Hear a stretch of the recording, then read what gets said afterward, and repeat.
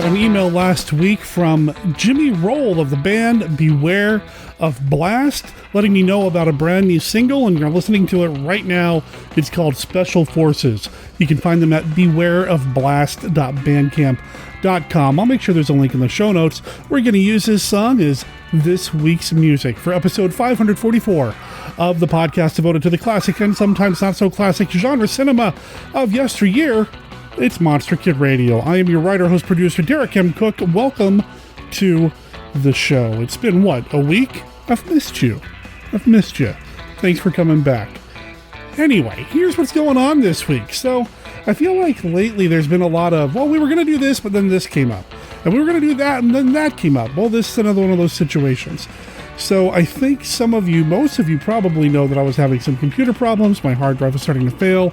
A very generous listener sent me a brand new hard drive. Thank you. I know I thanked you personally, but thank you for sending that to me. And then I took the computer and the hard drive down to Tom's place. Tom is the man. He's the one who does all the computer work for me free of charge. He's awesome. And Tom, thank you. So between the time that I recorded this conversation about the movie Spider Baby with Chris Franklin from the House of Frankenstein and a few other projects, and the time I took the computer down to Tom's and then brought it back up here, something happened to that recording. I don't know what happened to it.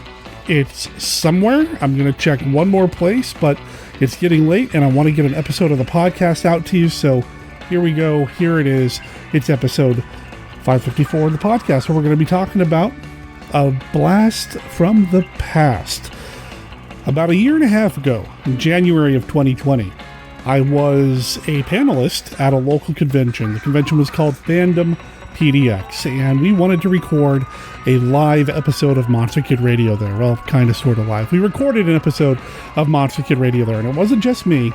It was Chris McMillan and David Heath, who I ended up calling Monster Kid Radio Irregulars. So this was January of 2020. There were some things happening in the world back then, and some other things that weren't happening in the world back then, that influenced the conversation that we had that day. It was a fun panel. I remember having a really good time there. Fandom PDX is not a venue or an event that I had normally been to, but I was happy to be there. This was before the world shut down.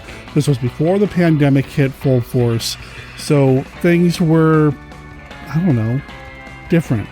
And going through and listening to this conversation that David and Chris and I had was, man, it just made me miss that, I've been missing going to conventions anyway, and I still don't feel 100% safe about getting on an airplane, and it is what it is, and things are so bad up here in Oregon, but I still miss it. And I missed the Lovecraft Film Festival because I didn't go to that.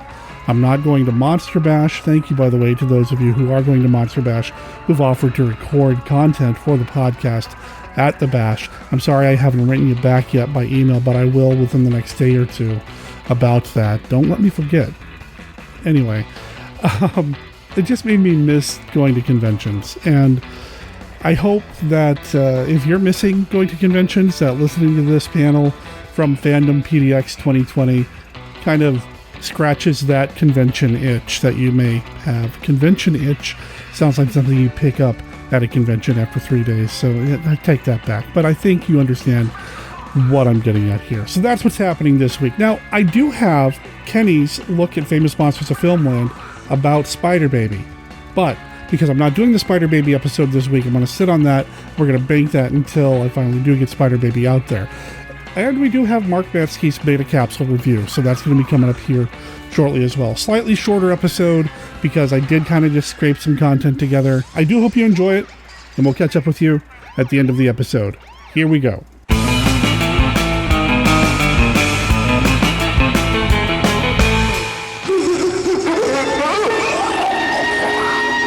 Welcome to an evening with Karloff, the master of menace, in 5 fright-filled features.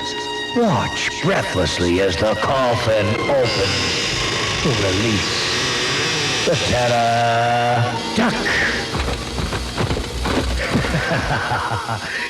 It's only Edgar Allan Poe's The Raven.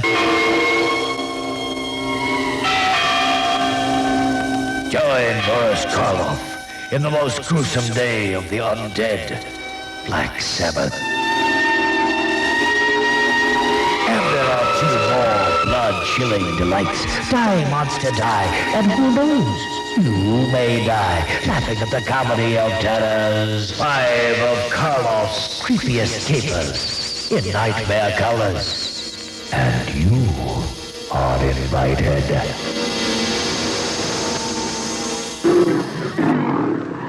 Since the time of Babylon, I've walked the earth, challenging the most venturesome of men. I am this sinuous creature, a killer cat, and I'm a woman, seductive, tantalizing, inviting a lover's caress. But to caress me is to play with death. I am the mystery woman of the ages, feline, fascinating. To know me is to know all my loves, all the lives I've lived, the deaths I've caused. I am the essence in woman that no man can resist. I am Catgirl.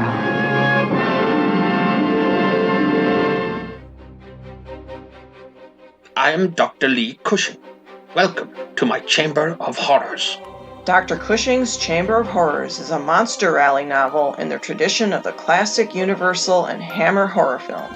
It's written by Stephen D. Sullivan, the award-winning author of White Zombie, Daikaiju Attack, Manos the Hands of Fate, and one of the creators of the original Chill role-playing game. This book recreates the thrills of the classic monster vs. monster film. We've got vampires, werewolves, mummies, psychic twins, scheming madmen, and plenty of unexpected chills. Now you can get Dr. Cushing's Chamber of Horrors in print, or for Kindle at Amazon.com and other fine retailers. Coming soon in other ebook formats. Find out more at CushingHorrors.com or SDSullivan.com, and support Steve's work through Patreon at HeySteve.com. I do hope you've enjoyed your visit. Please come again, and remember, the chamber is always waiting for its next victim.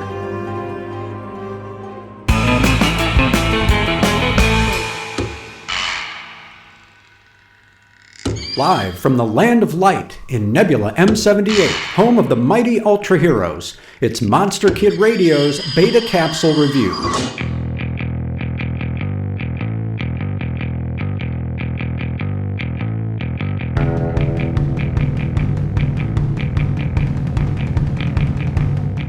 Having battled Ultraman to a draw, Gomora burrows underground, leaving the Science Patrol to plan their defense of Osaka in the Monster Highness Part 2, the series' 27th episode. When Gomora resurfaces in the middle of the city, the SSSP strikes a major blow against the monster, severing its gigantic tail and attaching a transmitter beacon to the kaiju, moments before it digs back into the earth. As the electronic signal reveals Gomora's subterranean direction, Hayata discovers that he's lost the beta capsule. Unbeknownst to him, it's still in the possession of Osamu, the boy known as the Monster Highness. Taking advantage of his parents' argument, Osamu slips out, determined to return the beta capsule to its rightful owner. The Self-Defense Force attempts to protect Osaka Castle from Gomora's rampage, but to no avail. The creature completely dismantles the national treasure, just as Osamu delivers the beta capsule to Hayata. Can Ultraman stop Gomora this time? Or will the monster's reign of terror continue? The Monster Highness Part 2 delivers the goods for fans of Monster Mayhem, ratcheting up the tension to the shocking conclusion of the destruction of Osaka Castle. A beautiful, elaborate miniature just begging to be smashed. Monster Gomora left an indelible mark on the Ultraman franchise, reappearing numerous times across the decades, right up to 2020's Ultraman Z. Nothing was quite as surprising as the 2 Ultra Galaxy Mega Monster Battle series, which began in 2007, in which an alien humanoid transforms into Gomora to fight other kaiju, becoming a heroic figure in the process. And for vinyl collectors, there are some gorgeous shots of Osamu's Bullmark Ultra Q figures, which include Garamon, Gomez, Goro, and Namagon. A delightful example of product placement that later series would lean into with great gusto.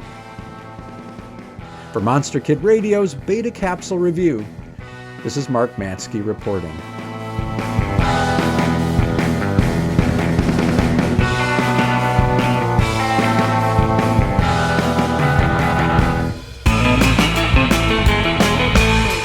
It's time for a mystery box.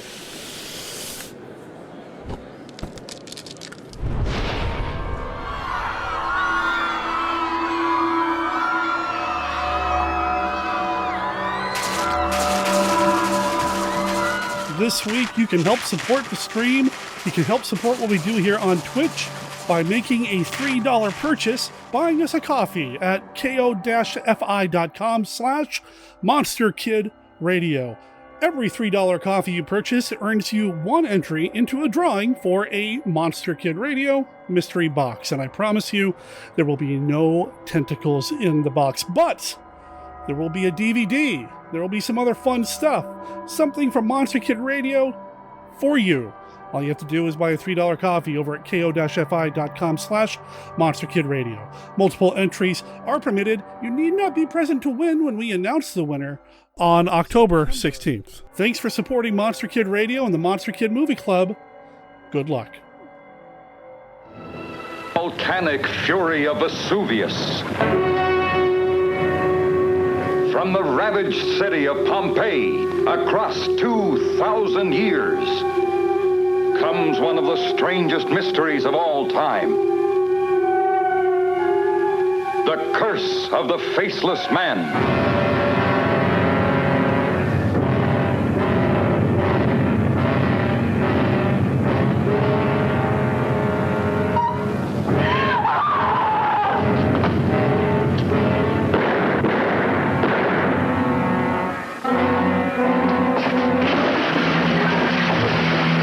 The power of his love spanned the centuries, crossed the dividing line between yesterday and today, between the past and the present, even between life and death.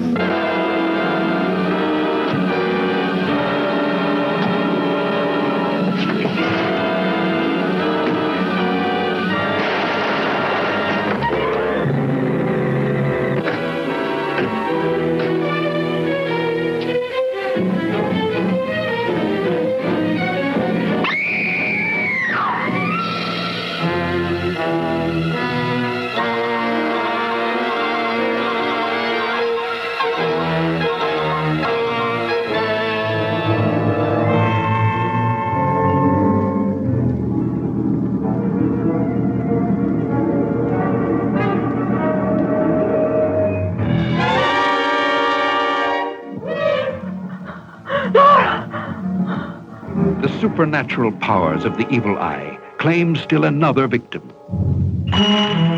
Its malevolent enjoyment of tantalizing torture hangs threateningly over John Saxon, Letitia Roman, and Valentina Corteza. Oh, she was always against me. She hated me. Madness and the maddening aura that destroys reason fills their every breath with the smell of death.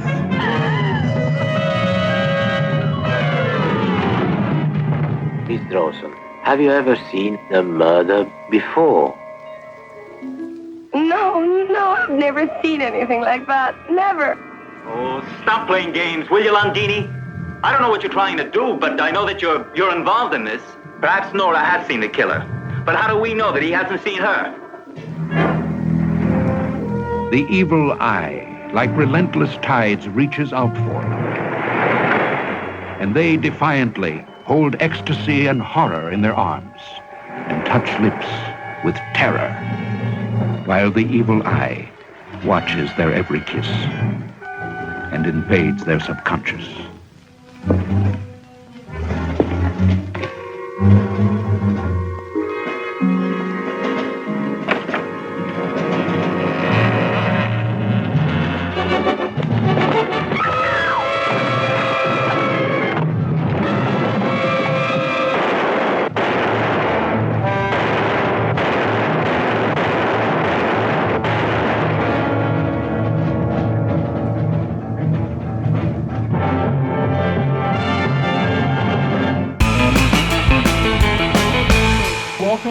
to the panel Classic Sci-Fi for Modern Audiences. That's what it says in the program, but this is also a live episode, a live recording of the Monster Kid Radio podcast, which is a podcast that I've been producing, I looked it up just a second ago, since 2013, which is a lot longer than I actually remember. Yeah, that's a pretty good track record. So Monster Kid Radio is a weekly show where I talk about nothing but classic monster movies, or as I say in the intro, classic and sometimes not so classic genre cinema of yesteryear. I love classic monster movies, classic sci-fi, classic fantasy. My name is Derek M. Cook. I'm the producer and creator of the show. And I am joined today by Monster Kid Radio irregulars, David Heath and Chris McMillan. David, tell us about you. My name is David Heath, and I have a blog called Dave's Corner of the Universe, which we cover all sorts of strange things. And Chris. And I'm Chris. I write and publish the Shadow Over Portland blog, where you'll find information about all the sci-fi, fantasy, and horror events happening in the Pacific Northwest. I go from Ashland, Oregon to Vancouver, BC. I find things happening in Idaho. This event was covered on my site. I cover everything. So if you're ever looking for something to do that's genre-related, stop by shadowOverPortland.blogspot.com. Now, there are links to both of their projects over at our website at monsterkidradio.net. I've got some business cards up here if you are interested. If you want to talk monsters with me, I'm game. No, I love talking monsters with people. So I have business cards too. You have some cards? Thank you for reminding me. Right on. Well, he's got some cards soon. Get the flyers. We'll get to all that again at the end, though. Let's talk about what we're talking about today, classic sci-fi for modern audiences. Now, on Monster Kid Radio, I define loosely classic film as being from the silent era up to around 1968. And the reason for that is that 1968 is when Night of the Living Dead came out, and that kind of changed the game when it came to genre cinema. So that's kind of our soft cutoff.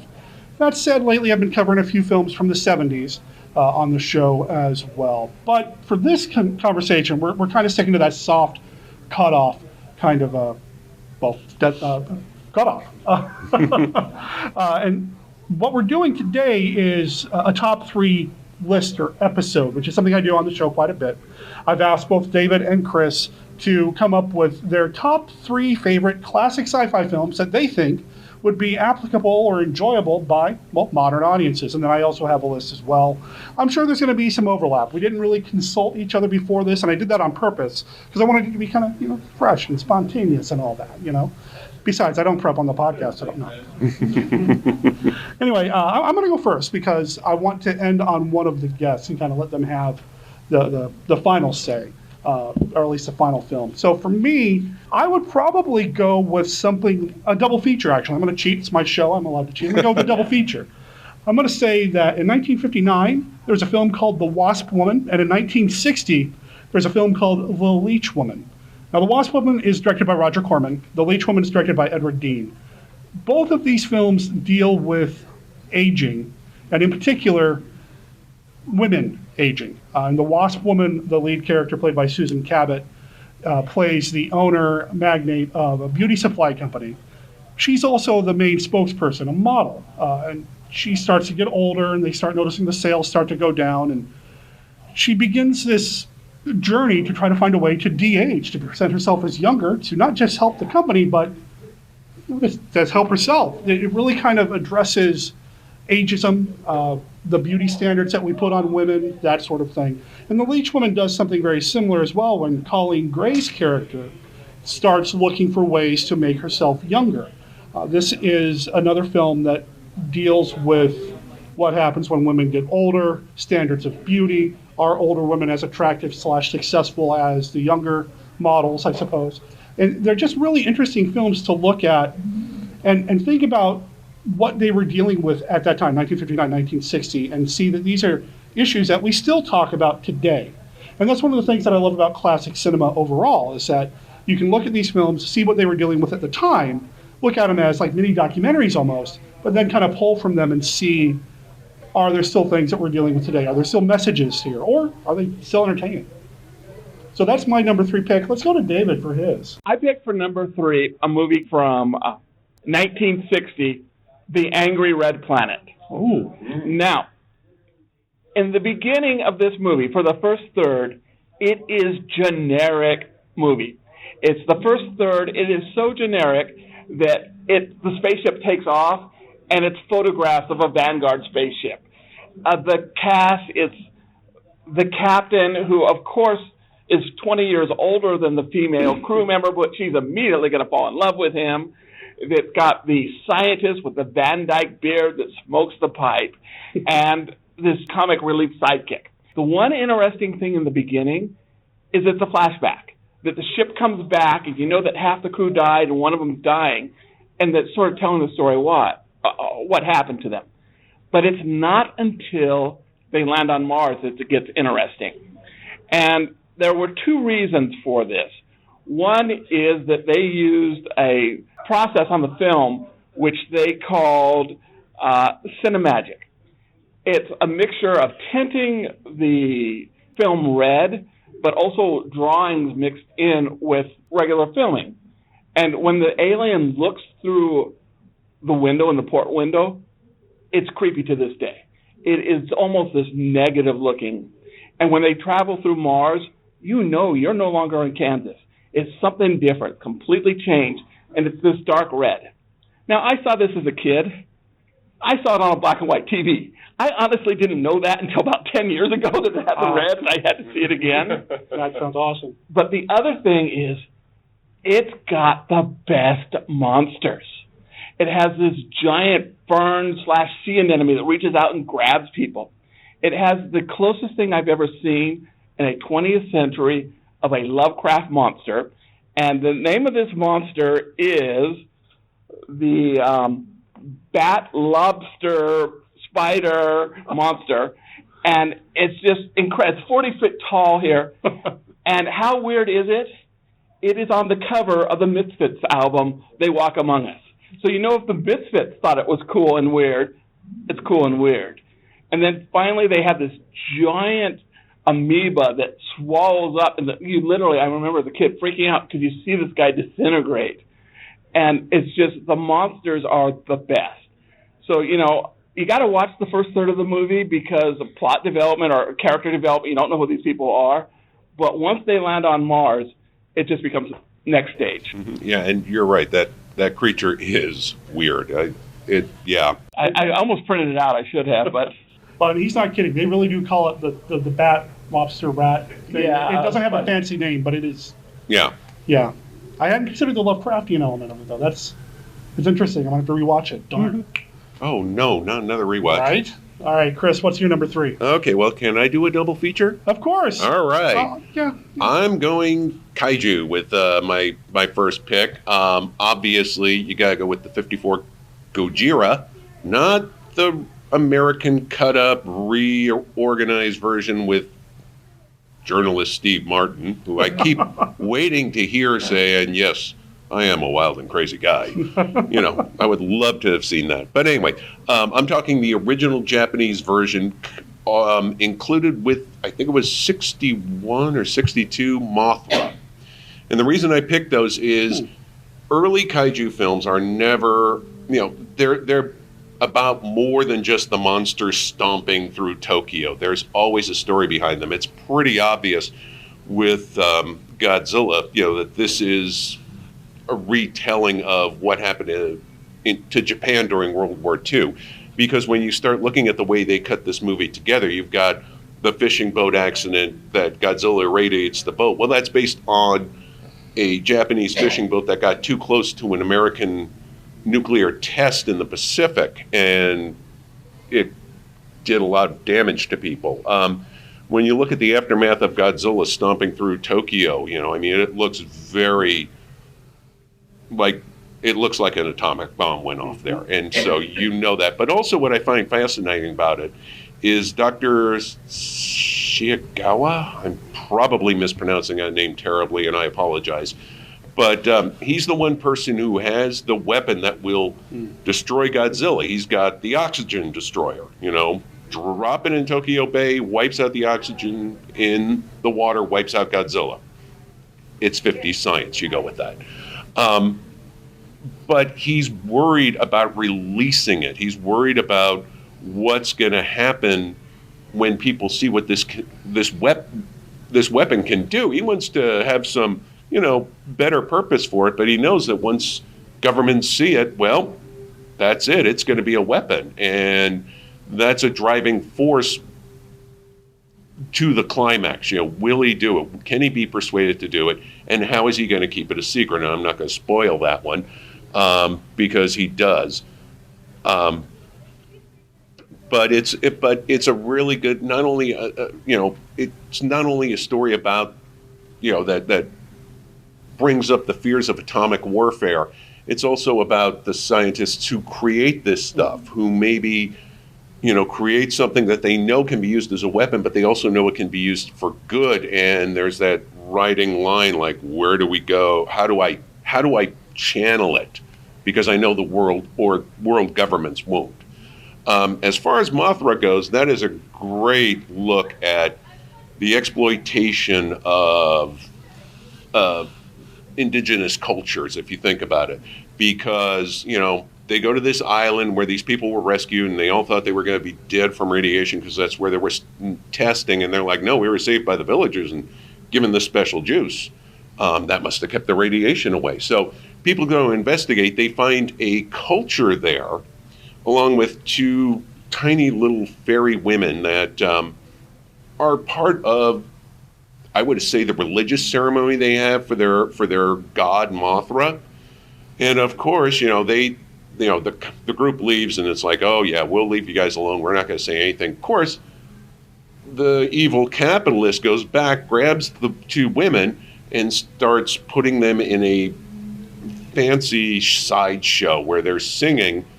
And of course, guess who that ticks off? Mothra. And I've heard some people criticize it. It's like, why do they have to have all these people killed by Mothra in her quest to get her people back? And it's like, well, because we were complacent in this person's sideshow. People would go see the sideshow. There were a few that were trying to prevent it, but most people were like, yeah, whatever. And the government's like, oh, it's okay.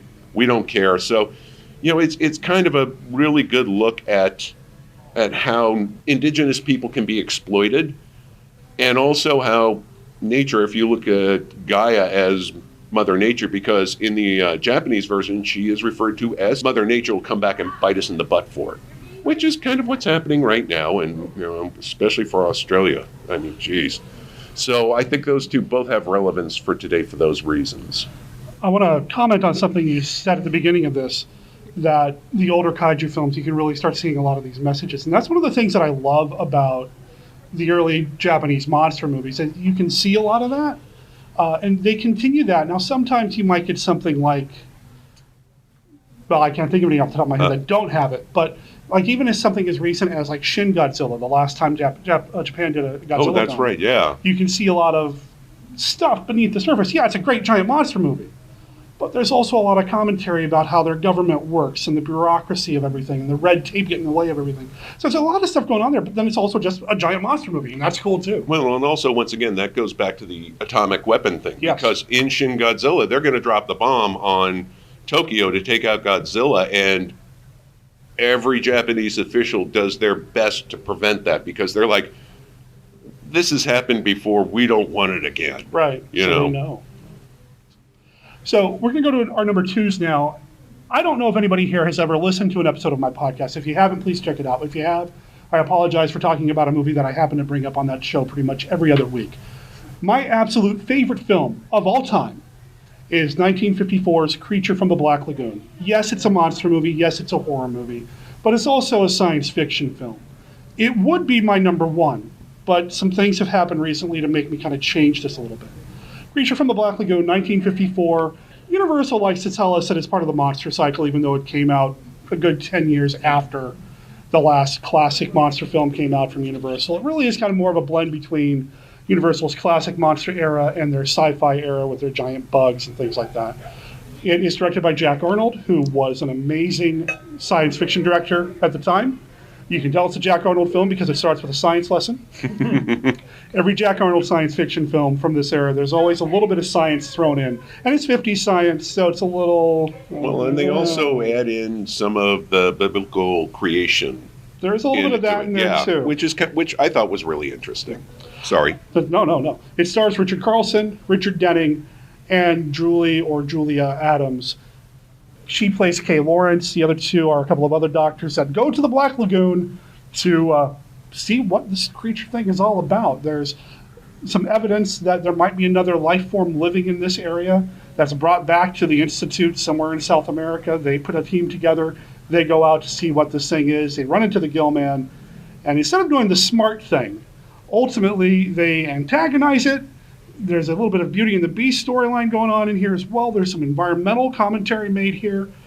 There is a moment where Kay Lawrence, Julie Adams' character, flicks a cigarette when she's done with it off the edge of the boat, and you see it kind of sink down into the bottom of the lagoon, and there's the Gill Man watching. So, I mean, I'm sure this wasn't necessarily intentional at the time, but as somebody who deals with a reality of climate change and what's going on in the environment today and pollution and all that, it's hard not to see that scene and say, hey, there's something there. The other reason I mentioned this film, and another reason why I love it so much, is the design of the monster itself. It is a full-body suit.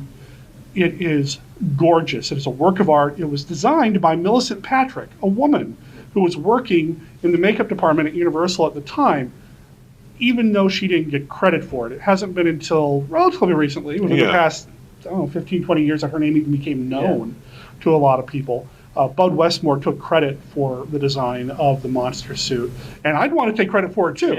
Except I'm not a jerk and sexist. There's reasons for it. I'll mention in a sec. There's two suits, right? There are two suits because there are two actors. There was a swimmer who played the underwater Gill Man, and then a guy up on land who had a good 5, if not more, inches on the guy. So they had to design two different suits. Basically, you can tell which actor it is by counting the number of ridges in the chest. If there's more, you know it's the bigger guy, who's played by Ben Chapman. The Gill Man underwater is played by Rico Browning, who is still with us today.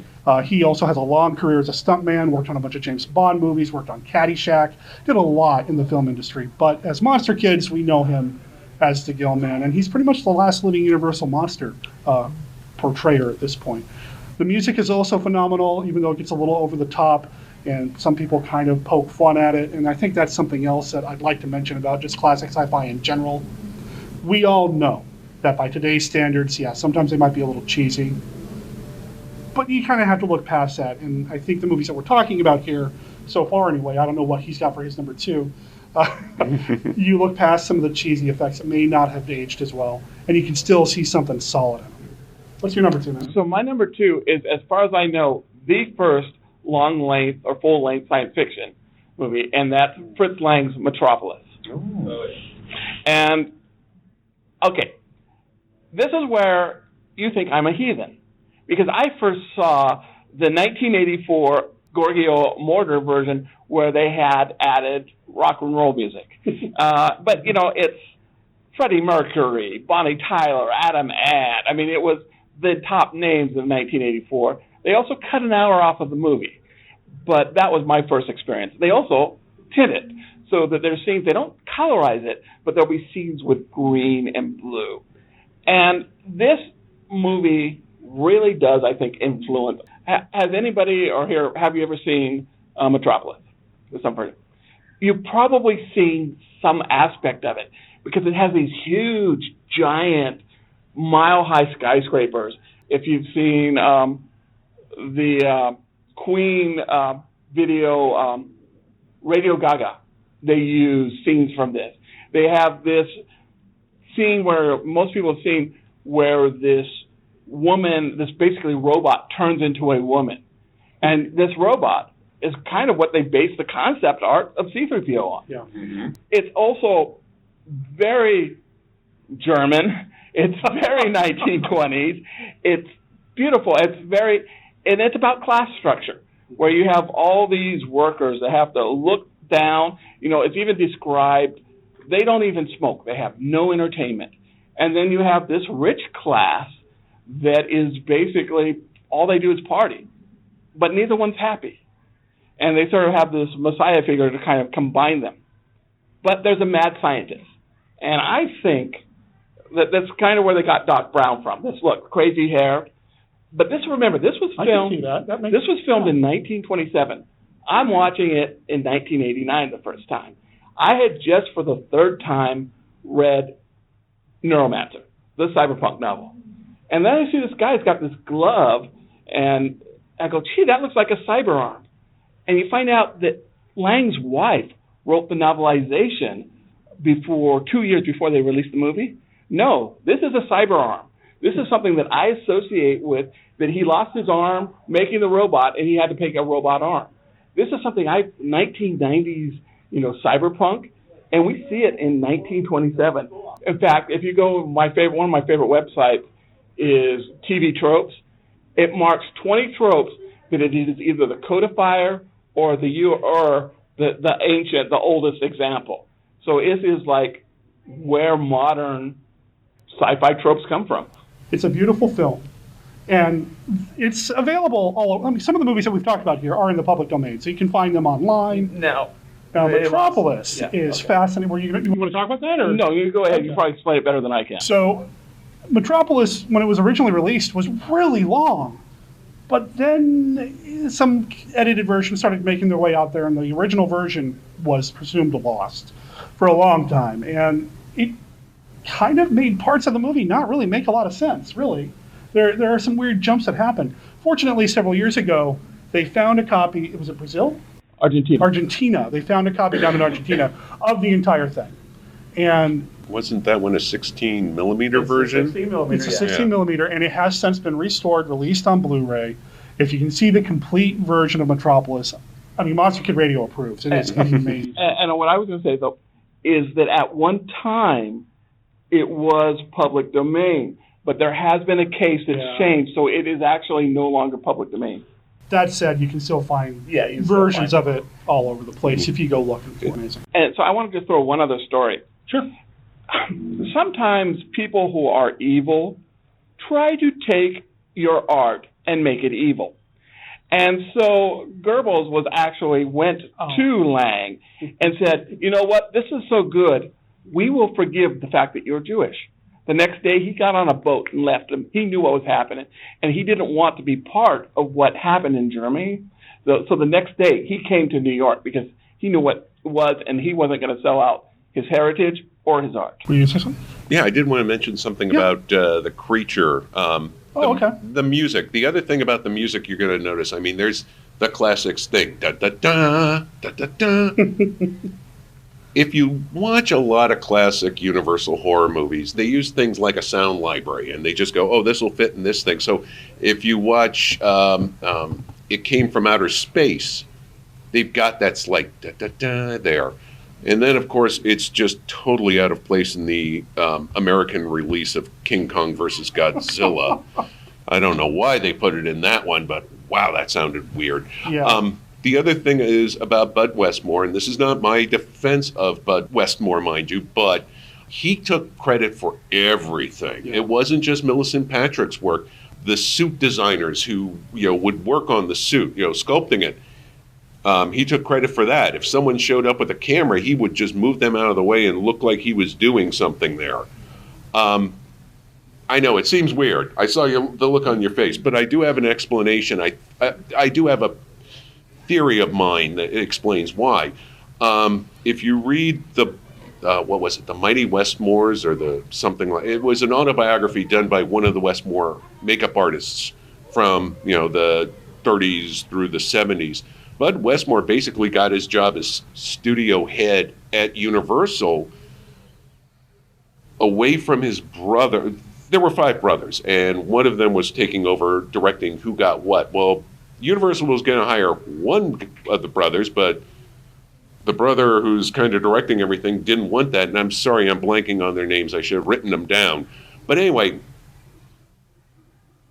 the guy was trying to get Bud into Universal, basically sabotaged his own brother's job interview because he knew he was a recovering alcoholic, took him out the night before, got him drunk, so he showed up at the interview drunk. Now, at the time, everybody wanted Westmore as the head of their makeup department, so they're like, well, who you got? Well, it's my brother Bud. And that's how Bud Westmore got his job. And Bud Westmore, no one's really sure if he was in on it, but he certainly knew about it. So I think part of the reason he was trying to get all of that was his insecurity on how he got the job and trying to show no, I can do this. And so anytime there was a chance to take credit, he would grab it. So in case people were thinking, oh, he's just going after Millicent Patrick, no, he went after everyone's. Yeah, the Westmores, the dynasty of the Westmores, when it comes to special makeup effects, special makeup, and just makeup in general, and classic Hollywood, I mean, it continues today. Was it Michael Westmore that worked on some of the Star Trek stuff? I mean, the Westmore family is linked with makeup. Bud Westmore did the monster design in Leech Woman, one of the movies I mentioned earlier, or at least he's credited with. Yeah, and isn't there Westmore involved in that makeup reality show Face Off? Yeah, it's no longer going, but the woman host was a Westmore. So, my number one pick, like I said, this was not going to be my number one until just a couple of days ago, to be completely honest. And I don't want to get political. This isn't about politics, but with us killing the Iranian general, basically, and all the headlines, World War III is coming, whatever, and I don't know if it is or not. But it does get me to start thinking about the movie The Day the Earth Stood Still. So, from 1951, it's directed by Robert Wise. Michael Rennie, Patricia Neal are the stars in it. It's had a massive influence on cinema, just in general. I mean, it's incredibly well shot, produced, directed, written, acted. It's got some incredible music that uses a theremin. Really, I think it's the film that popularized theremins and made theremins as, well, synonymous with science fiction movies. And it works real well. It works incredibly well. It also has the Cloud Vibrato Nectar line that gets aped by Sam Raimi in Army of Darkness. It did get remade with Keanu Reeves, but we're not talking about it. No, please not. No. Interesting theremin fact, though. Yes. Theremin was a Russian scientist who was a spy. And he actually made several different listening devices, including the famed one that was in the seal of the Russian version of the Boy Scouts that hung in the Moscow embassy for so long. He also apparently did do some spy work when he was part of an economic congress in New York. Learning how to play a theremin, well, and I suppose owning one, is one of the things on my bucket list. The You're movie not itself, the only one. Yeah. The movie itself, it's an iconic story. Aliens come down and tell us, hey, get your act together, or you're going to end up getting destroyed. And that's kind of, I think, a story and maybe something that we all really ought to think about. I don't think they were going to destroy us. They were only going to destroy us if we went into space. They didn't say. Well, and I didn't. Yeah, I mean, you're on the path of destruction. Yeah, and if you blow yourselves up, we're cool with that. Yeah. Just don't bring it up here. Get your stuff together, man. Basically, and as they're trying to give that message, they shoot the guy. I mean, the humans shoot him. I mean, what does that say about humanity and how we feel about outsiders coming in and the idea of peace and not understanding what that is? It is an affecting movie that means a lot to me anyway. I was going to mention it in my list today, but lower down on my list, but with everything that's happening, it really kind of put it to the forefront for me. Oh, that's lucky, because that was my number 2. Oh, really? Yeah. And for the same reasons. The music, the message, and all that. It's interesting if you contrast it with another Roger Corman film called War of the Satellites, which would have been a double feature for me, because it's the same basic plot, except this time these aliens are taking over human bodies and trying to prevent us from going up and exploring space by putting some sort of protective barrier, I forget what it was called, over the Earth so our rockets can't leave the atmosphere. What's the interesting contrast about it is that, first of all, one of the actors, Dick Miller, it's one of his few chances to be the actual, not lead, but the lead character, because the lead becomes an alien. The aliens have put this ultimatum out, you can't get past this barrier. We are isolating you. You are in quarantine. You're in timeout. You think about what you've done. Yes, exactly.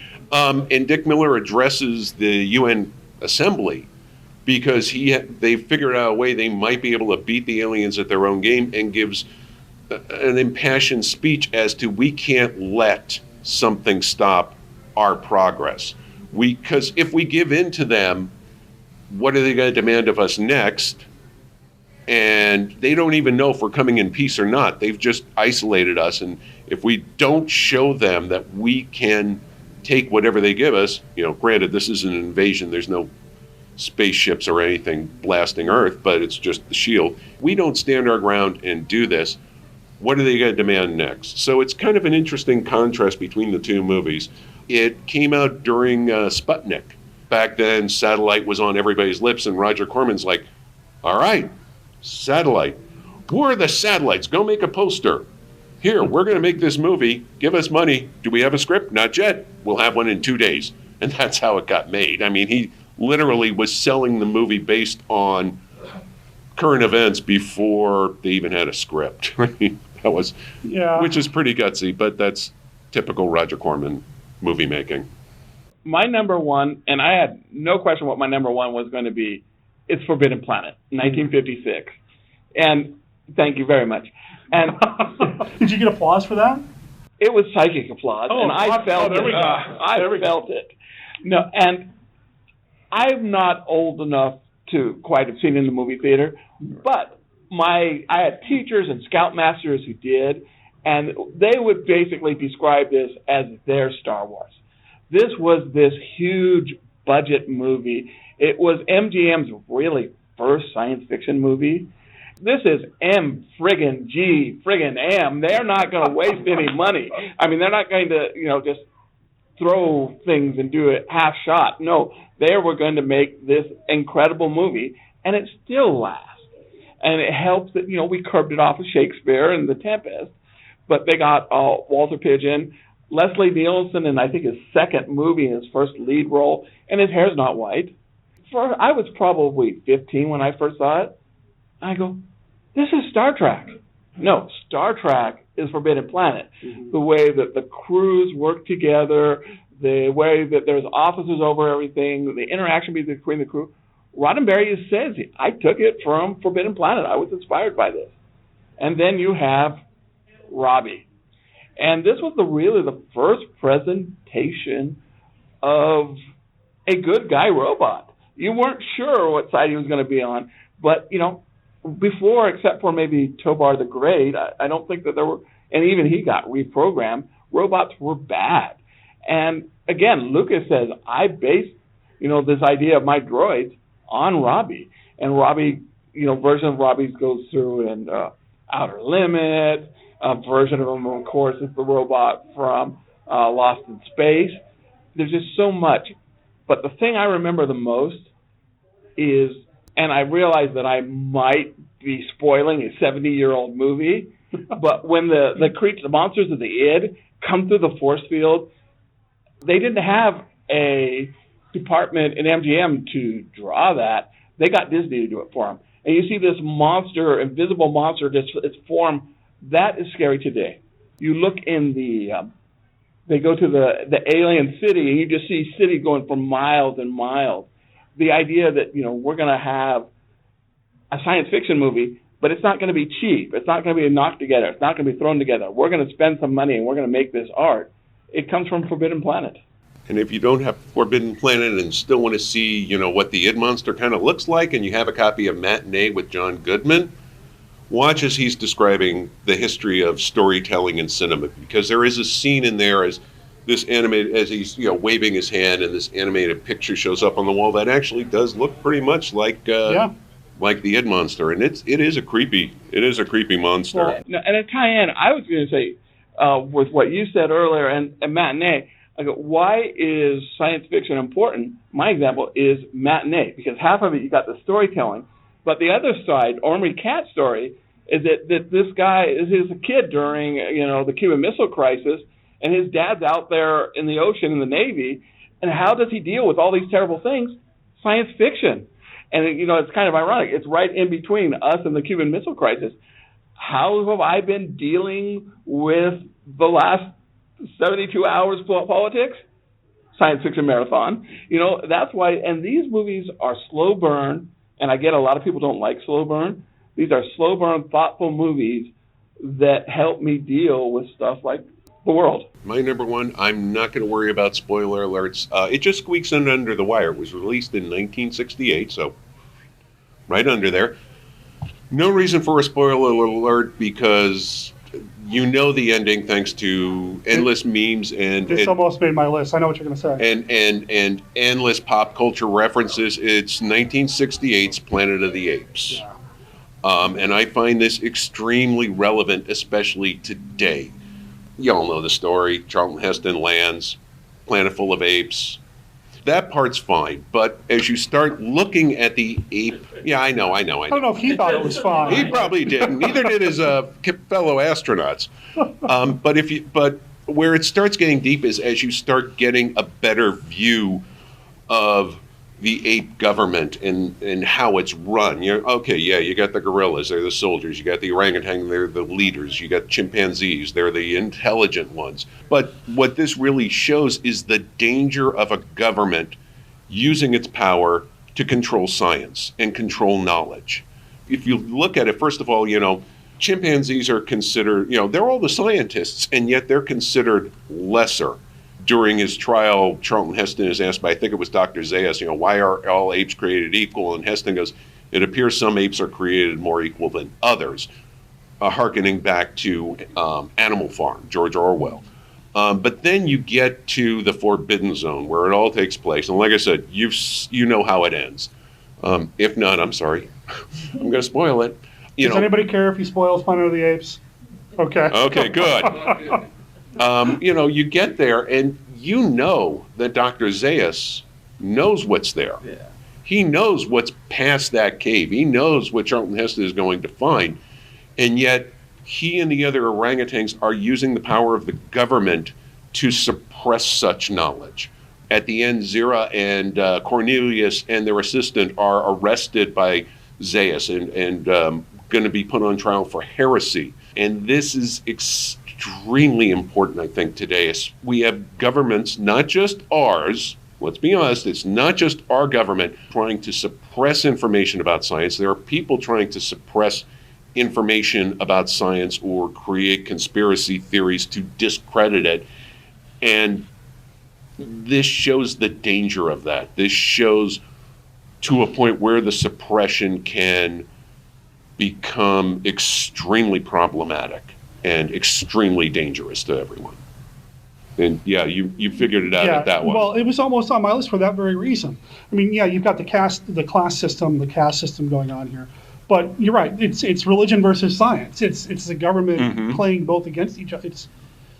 It's a good science fiction film. I mean, Rod Serling was involved in the writing of the screenplay, the guy who did the Twilight Zone. So it's going to be good. The makeup effects, everything in there, top-notch. The performances are amazing. But there's so much more going on beneath the surface with that one. Oh, yeah. And even in the sequels that do take place after the 1968 soft cutoff I talked about earlier, you watch some of those, and you can see some pretty horrendous things happening. Yeah, especially Escape. That's a harsh one. Well, yeah, and that's where we start getting into the 1970s science fiction realm where things get really dangerous. If we had gone to 1972, speaking of the environment, Silent Running would have been on my list. Yeah. Mm-hmm. Which, again, it's in the 72, Bruce Dern plays an incredibly insane person. But it's got environmental questions that people weren't asking 50 years ago.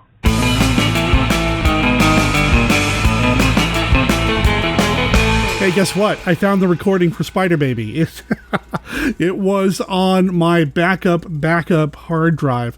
I had forgotten that I had actually moved it to that hard drive with the intention of taking it off that hard drive and putting it onto my laptop so I can edit on my laptop the episode of Spider Baby. There is still some difficulty with it. I'm going to take a listen to it probably within the next couple of days just to see how it is. There were some hard drive issues when I was recording that episode. This was before the repairs took place and the upgrades took place, and there are some moments in the conversation where my side of the recording started dropping. Hopefully it's not too bad and it's something I can work around. Fingers and tentacles crossed. Thanks for listening to the show. Thanks for being here. Thanks for subscribing. Thanks for sharing the news about the podcast, retweeting tweets, posting things on Facebook, letting people know about the podcast and what we do here. I love seeing the audience grow, like we've seen the audience grow over in the Monster Kid Movie Club recently. That's been incredible. We have, as of right now, at least 60 subscribers to the channel, which is just fantastic. fantastic. I am shocked. I mean, I was going to set a little mini goal and a challenge to try to get to 50 subscribers by the end of the year.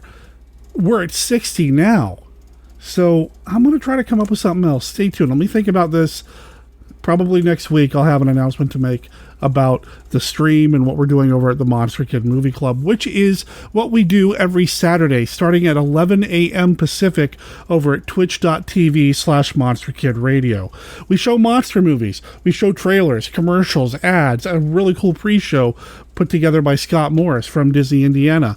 And more often than not, a really cool video look at famous monsters of Filmland put together by Kenny.